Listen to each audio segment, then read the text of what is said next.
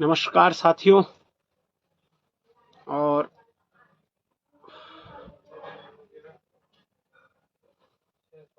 22 तारीख के लिए सभी साथी लगभग तैयार हो जाइए। तूता का मैदान स्थल इंतजार कर रहा है उन युवाओं का।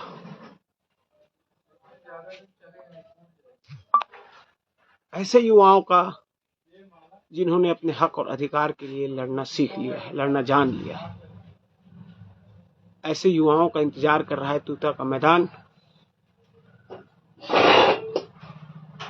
तो कल ज्यादा से ज्यादा संख्या में खुद भी आइए और अपने साथियों को, परिचितों को, दोस्तों को, अपने आसपास वालों को, जितने ज्यादा से ज्यादा लोग हो सके उनको लेकर पहुंचिए।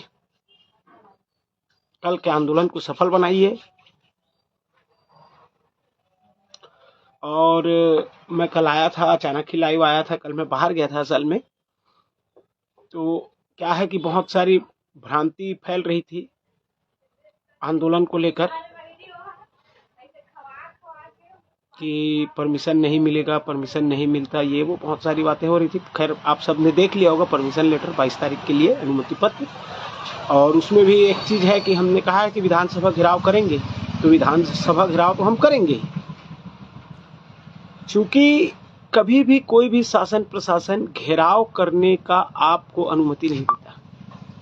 घेराव डिपेंड करता है संख्या बल के ऊपर। अगर संख्या बल है तो आप निश्चित होकर घेराव कर सकते हो और हम घेराव करेंगे। मुझे पूरी उम्मीद है कि कल हमारे सभी साथी आएंगे। साथ ही साथ एक और चीज बता दूं, आज सेट का एग्जाम है, तो बहुत सारे साथी हमारे सेट का एग्जाम दिलाने के लिए रायपुर आए होंगे,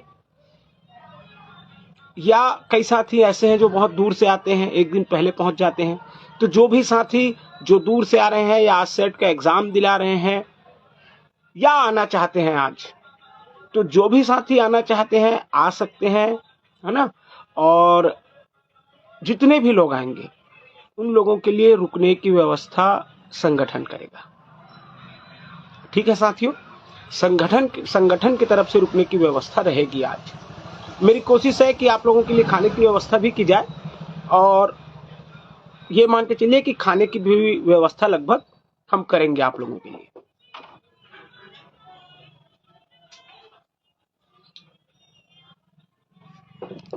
अब देखो भाई, ये एक मेरे अकेले की लड़ाई नहीं है, ये वो सभी युवा की लड़ाई है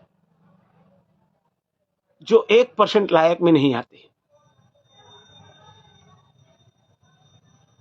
समझ रहे हैं ना आप? मतलब एक अशोभनीय बयान दिया है माननीय वित्त मंत्री जी ने कि 1% ही लायक है। वो वहां पर ये कहते हैं अगर कि निकालेंगे नौकरी तो 1% लोगों की लगेगी। यार ये बात अलग होती है, 1% ही लायक है करके बोल दिए, ये बहुत गंदी बात बोली है उन्होंने। और आप लोग तो सब जान रहे हैं कि 22 तारीख के आंदोलन की बिगुल बज चुकी है। Print media, electronic media, YouTube channel, हर जगह 22 तारीख के आंदोलन की चर्चा है। और आप लोग इसमें शामिल होकर, 22 तारीख के आंदोलन में शामिल होकर इस आंदोलन को सफल बना सकते हैं। और मुझे उम्मीद है कि आप सभी आएंगे और यह आंदोलन सफल होगा, क्योंकि जब जब युवा बोला है राज सिंहासन डोला है। 2019 में जब हमने भारतीय जनता पार्टी की सरकार को उखाड़कर कांग्रेस की सत्ता लाई थी, ठीक है, उन्होंने भर्तियां की थी, बहुत जल्दी भर्ती निकाली थी। 2019 में ही ये जनवरी महीने में घोषणा हो गई थी और मार्च महीने में वैकेंसी का नोटिफिकेशन भी आ गया था। ठीक उसी प्रकार दूसरी बार जब हमने देखा अंत में कांग्रेस की सरकार जो है युवाओं के लिए कुछ नहीं कर रही है, तो हम लोगों ने न्यूट्रल रहे और हमारे जो कला वाले साथी हैं उन्होंने खुलकर भाजपा का सपोर्ट किया और भाजपा की सरकार बनी। परंतु आज पर्यंत तक सिर्फ और सिर्फ घोषणाएं हुई। आप देख सकते हैं उस समय के तत्कालीन शिक्षा मंत्री की ही बात नहीं है, माननीय मुख्यमंत्री जो विष्णुदेव साय जी हैं, उन्होंने अपने ट्विटर हैंडल में डाला था 33,000 शिक्षकों की भर्ती शीघ्र। इवन देन लोकसभा चुनाव के लिए जब ये लोग प्रचार में जाते थे तो जगह जगह इन्होंने कहा है, हर जगह प्रत्येक जगह इन्होंने कहा है कि 33,000 शिक्षकों की भर्ती हम निकाल दिए हैं। यहां तक की कहा उन्होंने, हम 33,000 शिक्षकों की भर्ती निकाल दिए हैं भी कहा है उन्होंने। तो भाई वो भर्ती कहां गुमशुदा हो चुकी है, कहां दब गई है, ये वही लोग जाने। तो आप सब साथियों को मिलकर जो भर्ती हमें चाहिए, जो हमारा, हम भीख नहीं मांग रहे हैं, मैं बार बार कह रहा हूं, हमारा अधिकार है। और हमारा अधिकार नहीं भाई, उन छोटे छोटे बच्चों का अधिकार है जो स्कूलों में पढ़ने के लिए जाते हैं। आज भी देख लो, रोज न्यूज़पेपर उठा के देख लो, किसी न किसी स्कूल में ताला जड़ रहे हैं बच्चे। तो उन बच्चों की क्या खता है? वो तो पढ़ना चाहते हैं, लेकिन सारी चीजें सिर्फ और सिर्फ कागज में होती है। नई शिक्षा नीति लागू कर दी, अच्छी बात है, नया शिक्षा नीति लागू कर दी, लेकिन नया शिक्षा नीति का जो जो पॉइंट है वो सभी पॉइंट फॉलो किया जाएगा। नया शिक्षा नीति में साफ तौर पे लिखे शिक्षकों की कमी तो होनी ही नहीं चाहिए। और थोड़े बहुत 2, 4, 8, 10, 15, 20, अरे 5,000, 7,000, 10,000 भी समझ में आता है। 80 हजार शिक्षकों की कमी है, मायने रखता है। और अगर सही मायने में देखा जाए तो वो 80,000 भी नहीं है, चूंकि मैं कारण एकदम सिंपल और साफ बता रहा हूं। एक प्राइमरी स्कूल में अगर 40 बच्चे हैं तो क्या 2 शिक्षक संभाल लेंगे? बच्चों को संभाल सकते हैं। बात यहां संभालने की नहीं है, बात यहां पढ़ाई की है। और जो प्राइमरी स्कूल है वो नींव है, और अगर नींव मजबूत रहेगा ना तो निश्चित तौर पे बच्चा, जो हमारा बिल्डिंग है, अगर नींव मजबूत है तो बिल्डिंग मजबूत बनता है, सही तरीके से बनता है और अच्छा बनता है, और जहां तक आप ले जा सके वहां तक जाता है। तो न्यू प्राइमरी स्कूल है भाई। और प्राइमरी स्कूल में अगर आप इस तरह का नियम जबरदस्ती थोप दोगे, ये नियम शिक्षा के अधिकार में था, 40 बच्चों के पीछे, 30 बच्चों के पीछे एक शिक्षक का जो नियम था, परंतु वो नियम कक्षा को वर्गवार बांटने के लिए था, पूरे स्कूल के लिए नहीं था, वो कक्षा के लिए था, एक क्लास के लिए। क्योंकि उससे पहले कोई नियम ऐसा नहीं बना था कि एक क्लासरूम में कितने बच्चे पढ़ते हैं। एक क्लासरूम में जब मैं खुद पढ़ता था स्वयं, तो 125, 150 लोग एक क्लास में रहते थे, एक कक्षा में। तो उसी के लिए ये नियम बनाया गया था, और ये लोग उस नियम को पूरा उल्टा सीधा करके आज 78,000 बता रहे हैं। सही तरीके से हम देखेंगे तो कम से कम 1.5 लाख शिक्षकों की कमी है। सिर्फ प्राइमरी स्कूल की बात नहीं है, आप मिडिल स्कूल में जाओ, मिडिल स्कूल में भी वही हाल है, हाई स्कूल में भी वही हाल है। मेरे गांव के ही हाई स्कूल में कम से कम 7 से 8 गांव के लोगों को, आसपास के लोगों को पढ़ाने के लिए रखा गया है। तो ये हाल है स्कूलों का। और मेरे गांव का स्कूल आज का स्कूल नहीं है। मेरे गांव के स्कूल का नाम पहले जनता उच्चतर माध्यमिक विद्यालय था, सन 1965 या उससे पहले का बना हुआ स्कूल है, बहुत पुराना स्कूल है मेरे गांव का। उसके बाद जब उस समय के सांसद थे और हमारे छत्तीसगढ़ राज्य का सपना देखने वाले प्रथम प्रणेता माननीय डॉक्टर खूबचंद बघेल जी का जब स्वर्गवास हुआ, तो उस स्कूल का नाम जनता उच्चतर माध्यमिक से हटाकर डॉक्टर खूबचंद बघेल शासकीय उच्चतर माध्यमिक विद्यालय रखा गया। तो ये इस चीज का तो मुझे गर्व भी है कि मैं डॉक्टर खूबचंद बघेल स्कूल में पढ़ा हूँ। परंतु आज उस स्कूल का आप हालत देख लीजिए।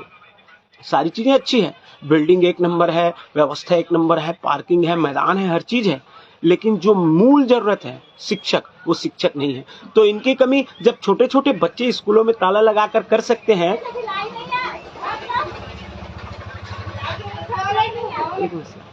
वालेकुम सलाम। अरे वो दिन जल्दी में रहन खाला तेकर से प्रोग्राम चालू हो गए ना जल्दी, और पानी गिरी से तीन चक्कर में नहीं आ सके।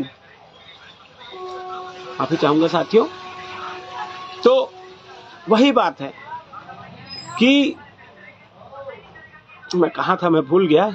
चलिए, तो इन सब बातों को छोड़ते हैं। जो जरूरत है वो जरूरत को तो पूरी इनको करनी पड़ेगी, और वो जरूरत तब पूरी करेंगे जब आप और मैं समझेंगे अपने हक को, अपने अधिकार को, और हम पहुंचेंगे उस आंदोलन स्थल तक, तूता के मैदान में, जहां पर कल हमने विधानसभा घेराव का यह कार्यक्रम रखा है।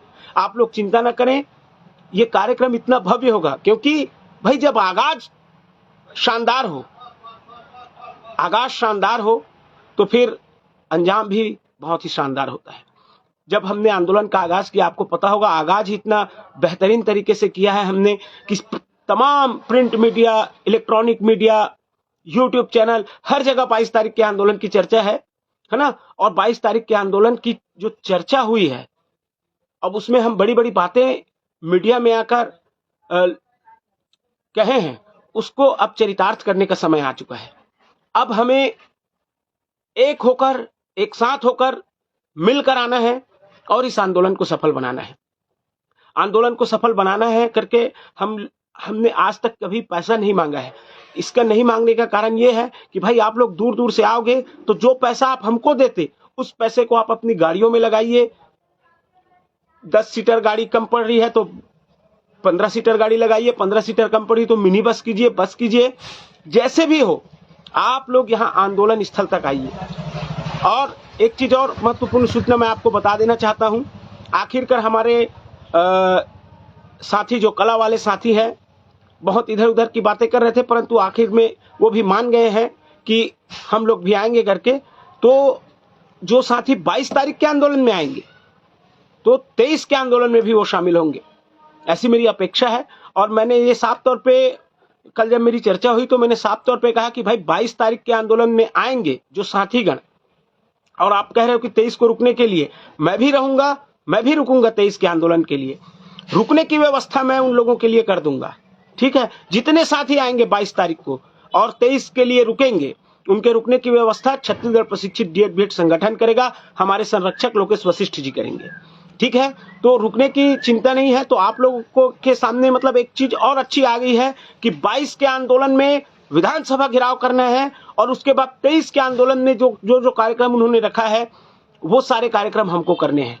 तो हमें अब एक दिन के बजाय 2 दिन मिल चुका है और दोनों ही दिन अनुमति है। 22 की अनुमति के लिए बहुत चर्चाएं हो रही थी व्हाट्सएप ग्रुप में इधर उधर। हमने साफ तौर पे कहा था, जब मैं गया था एसपी ऑफिस, मैंने उसी दिन कहा था शुक्रवार को कि हमें मिल चुकी है।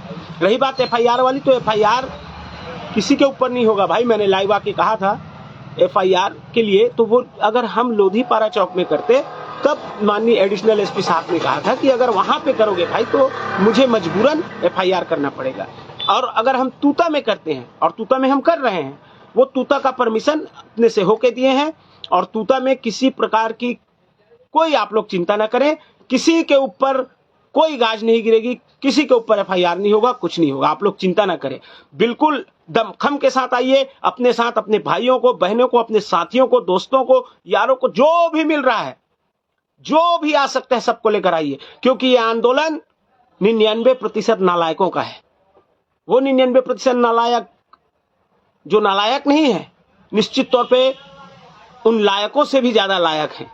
नालायक हमें कहा है माननीय ओपी चौधरी जी ने, तो उनको बताएंगे कि वो इस कुर्सी के लायक है कि नहीं है, वो वित्त मंत्री बनने के लायक है कि नहीं है, ये हम उनको 22 तारीख को दिखाएंगे। और इसके लिए आप सबको तैयार होना पड़ेगा।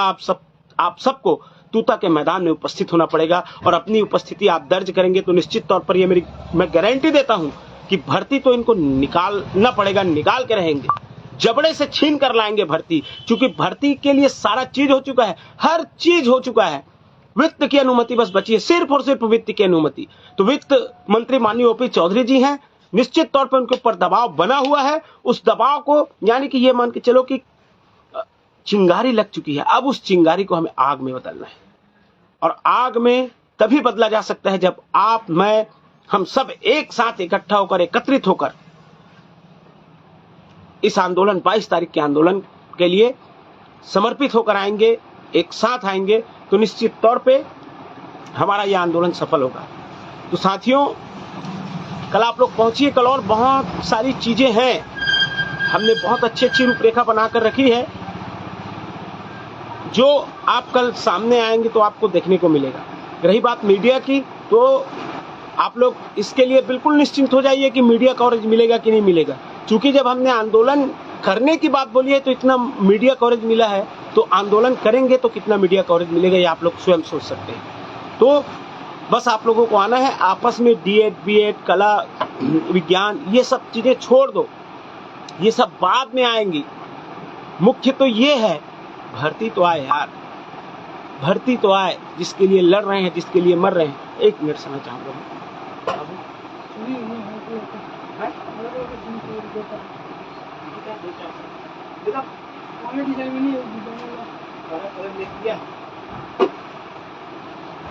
ये हरा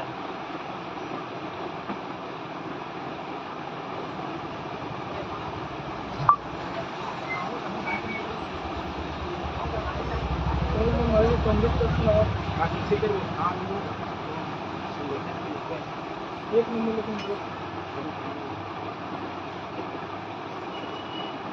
प्लेन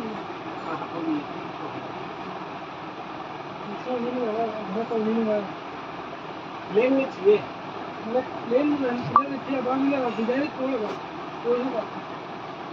हरा कलर नहीं है, ये है तो साइज बड़े और एक खड़ा ये वाला नहीं कटिंग वाला देखिए।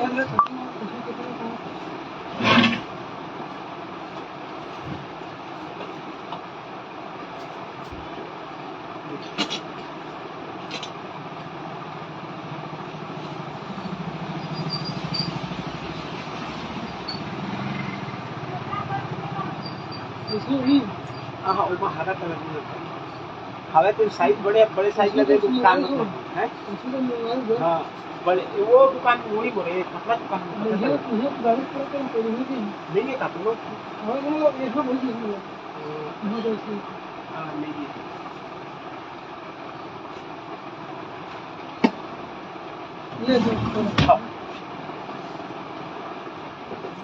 माफी चाहूँगा, साथ से दुकान में बैठा हूँ और दुकान में ग्राहक हैं, इसलिए थोड़ी सी आप लोगों को जहमत उठानी पड़ी।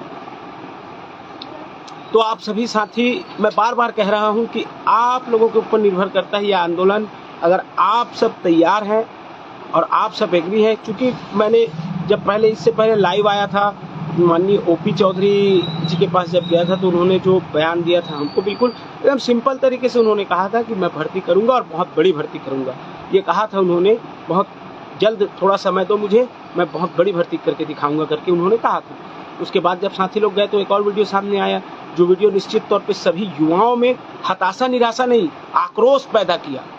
और उस आक्रोश को हमें निकालना है तूता मैदान में पहुंचकर, विधानसभा घेराव करके। साथ ही साथ कुछ चीज़ों का हमें ख्याल रखना है जो पहले के आंदोलन में हम किया करते थे, वैसा अब थोड़ी सी, जब से बलौदा बाजार वाली घटना हुई है, उस तरह की घटना तो प्रदेश में नहीं होनी थी, लेकिन लोग जब मजबूर हो जाते हैं, जब उन्हें न्याय नहीं मिल पाता तो उन्हें इस तरह के कार्य भी करने पड़ते हैं, जो कि लेकिन असंवैधानिक था। चाहे हम सही कार्य के लिए काम सही कर रहे हैं, लेकिन अगर रास्ता गलत हो जाए तो फिर वो कार्य कितना भी अच्छा हो, उस रास्ते की वजह से वो काम गलत हो जाता है। तो ठीक वैसे ही अगर हमें शांतिपूर्ण तरीके से घेराव करने का परमिशन दिया गया है तो हमें शांतिपूर्ण तरीके से आंदोलन करना है। साथ ही साथ जब से वो घटना हुई है तब से एक सख्त निर्देश दिया है माननीय एडिशनल एसपी जी ने, लखन पटले सर ने, कि भाई आप लोग इत्मीनान से झूमा झटकी जो पहले किया करते थे वैसा झूमा झटकी बिल्कुल भी नहीं करना है, बिल्कुल भी झूमा झटकी नहीं करना है। आप लोग रैली निकालेंगे घेराव करने के लिए। जैसे ही बैरिकेड्स दिखेगा, बैरिकेड से 3-4 फीट 5 फीट पहले आप लोग रुक जाइए करके। मैंने कहा बिल्कुल ठीक है सर, आप जैसा कहेंगे हम वैसा करेंगे। वे पुलिस वाले हमारे साथ ही हैं, क्या दिक्कत है ना। तो वो हमें जब पहले से ही बता रहे हैं कि ऐसा नहीं करना है तो वैसा नहीं करेंगे भाई, कोई दिक्कत नहीं है। गांधी जी के तरीके से हम अपना हक और अधिकार लेकर रहेंगे, काहे चिंता कर रहे हो भाई। अगर कल संख्या बल आता है, कम से कम, मैं ज्यादा लोग नहीं कहता, मात्र सिर्फ और सिर्फ 55-57 हजार लोग इस ग्रुप में हैं, सिर्फ इस ग्रुप में। और बहुत सारे लोग ऐसे हैं जो व्हाट्सएप में हैं, फेसबुक में नहीं है ना। कुल संख्या तो अथाह है, आप लोगों को पता है। जब टेट का एग्जाम होता है तो 4.5 लाख आवेदन जाता है। अब उन 4.5 लाख में अगर मैं मानूं कि 50% भी पात्र हो गए होंगे तो आप लोग सोच सकते हो कि 2,25,000 लोग हैं। तो मैं 2,25,000 को भी नहीं बुलाता, मैं महज 5,000 लोगों को बुलाता हूँ, 5,000 क्रांतिकारी साथियों को बुलाता हूँ जो इस आंदोलन में शामिल हो, जो समझे कि ये मेरा हक है, मेरा अधिकार है और ये हमारा अधिकार है भाई।